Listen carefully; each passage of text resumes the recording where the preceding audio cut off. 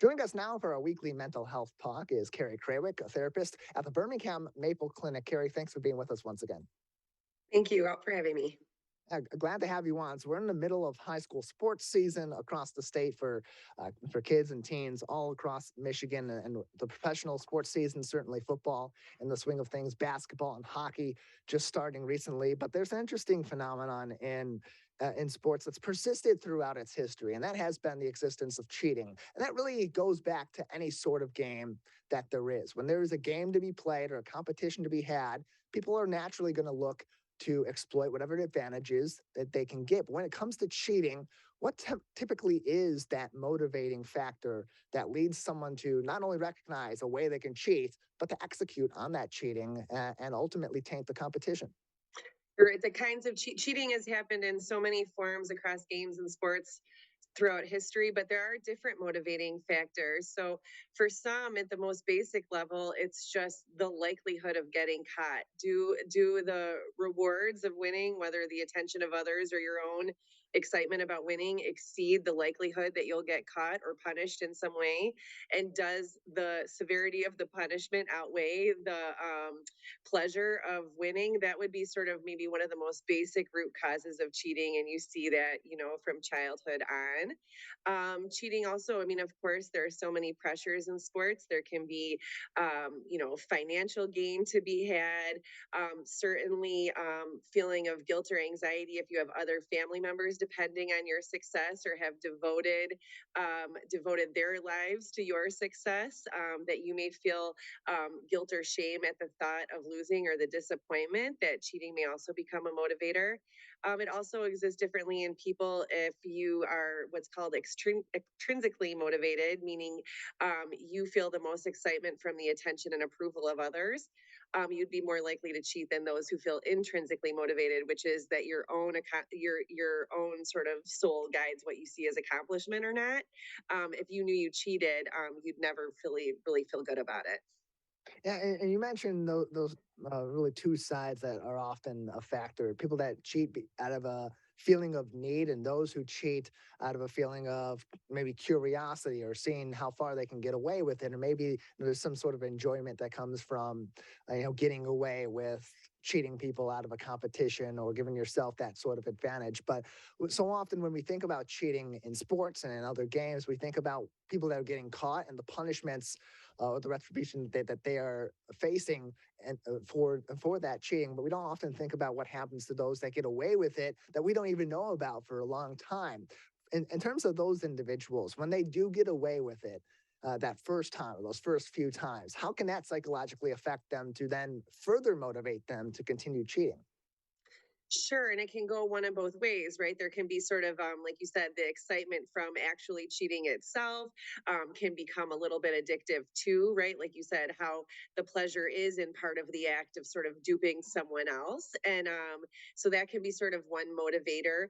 Certainly, once you get to a certain level, there can be sort of anxiety, guilt, or shame, what we call like imposter syndrome, like a sense you don't feel like you truly belong where you're at, and then you can be propelled to continue to cheat, to maintain the illusion that you belong there. But that cycle just causes a deeper and deeper spiral, right? Because then you've actually proven to yourself you don't belong there, and you're constantly holding that view of yourself.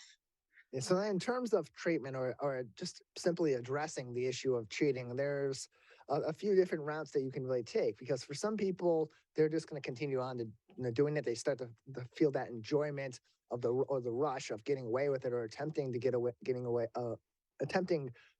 with it, and maybe even being close to getting caught can also be a factor in that. But also, you have people that maybe are noticing some strange behavior, or these behaviors are sort of building up, and it's changing the way that these people normally act. They normally, carry themselves and go about their work, especially if they're playing in at a high level in these games and in these sports where the communities are relatively small, and many of the individuals involved have similar processes. So at that point, if you're noticing someone's behaving oddly and maybe have some suspicions that they're doing something that's outside of the norm, what do you suggest that they do to address that with the individual or with other authorities that may be able to get this person some help? So certainly, I mean, I think one of the things that this kind of taps into is that the people that are often the most wounded mentally and emotionally from the act of cheating are the opponents that are the victims of the cheater's actions, right? That they lose trust in the sport, they lose confidence in their self and their ability to assess a situation, assess right from wrong. They might carry a lot of anxiety and about their own personal ethics. Do I participate in cheating because cheating seems to be, somehow considered sort of okay, or do I hold myself back knowing that I'm not going to be able to compete at the same level if cheating isn't a part of my thing. So I think part of the conversation about it is certainly how it affects sport, and I think from young ages, in certain games and play, we say don't cheat, but what else do we say about it? Such a simplistic thing. Are we confronting the behaviors? Are we maybe suggesting that, yes, winning is great, but if people don't want to play with you or against you, that cheating has sort of other consequences besides getting caught. It may hurt you in your peer relationships. It may cause people to lose trust in your character, and that those consequences may be greater long term than just winning or losing. Join me, Carrie Krawiec from the Birmingham Maple Clinic on today's edition of the Megacast. You can find more information, get in contact with them at birminghammaple.com. Birminghammaple.com is their website. And Carrie, from a psychological perspective, from a professional's point of view, what is that point where somebody that may be in competition and trying to take advantage of the situation that they're in, or the competition they're going up against, or I know the officiating of that competition, whether it's a sport, a game, or something else. At what point does that become antisocial or just a little bit off, and they need to have some professional help or some guidance to correct their behavior in the case of cheating? Certainly the most right, certainly the people who are the most antisocial are going to be the least caring about whether it impacts other people and the most motivated to continue and the least motivated to get help about it. They might be forced into help or some consequence or punishment, but ultimately they would not be very motivated to um, to seek some sort of assistance about it. I mean, people who are connected to other people who have that sort of communal nature and are motivated are going to feel a deep sense of guilt and shame, and to be able to replace the thoughts that kind of keep the behavior alive. I mean, I think we probably all cheat in differing degrees on differing things where we think, okay, maybe this little casual game of family euchre, it's okay, but a professional sport, it's not, or maybe think it's a small shortcut. We were so close, to qualifying. A small shortcut is really not indicative of a cheat. So I think it's people's ability to like justify or rationalize or make excuses for their behavior. And how are we just constantly holding ourselves accountable to when or when not is this justifiable? And are we talking with others to kind of get that feedback and mirroring back to us, maybe from a swath of people, because some are going to, of course, support our justifications and some are going to actually ask us to question ourselves.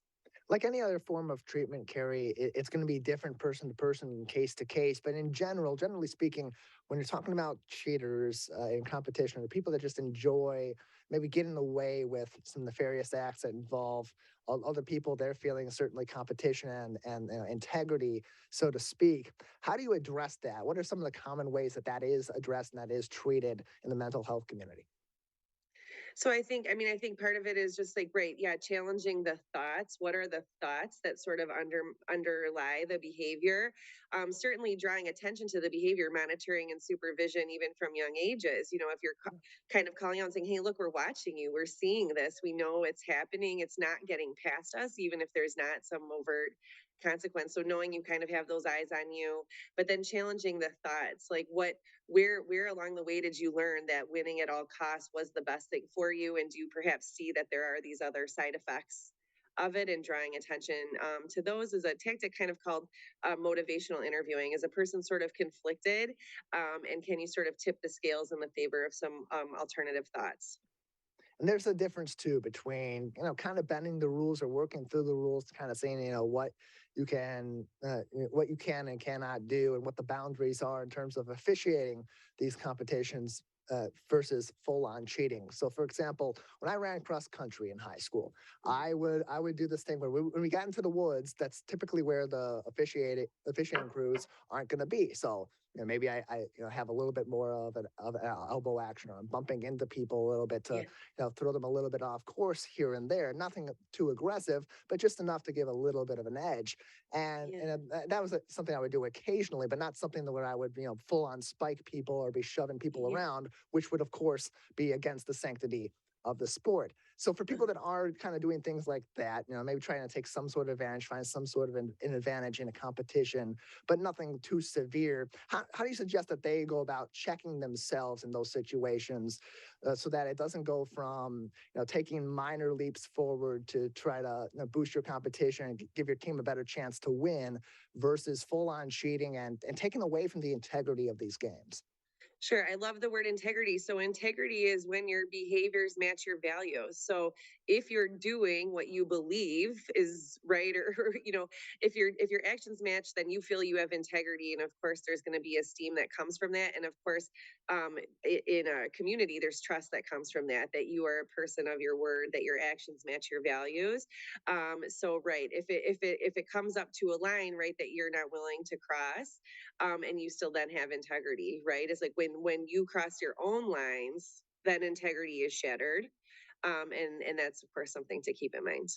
Yeah, there's always going to be those little differences, those slight bending of the rules in any game. You see it all the time in sports and in competitions across the board. That's part of the joy and part of the excitement that comes with competition. But there is a difference. There is a fine line, really, between that and cheating. So we appreciate your insight, and look into this so people can better understand what they're doing. Certainly the behavior of their kids that they're coaching, in the case of youth sports and high school sports and individuals as well. Thank you very much, Carrie.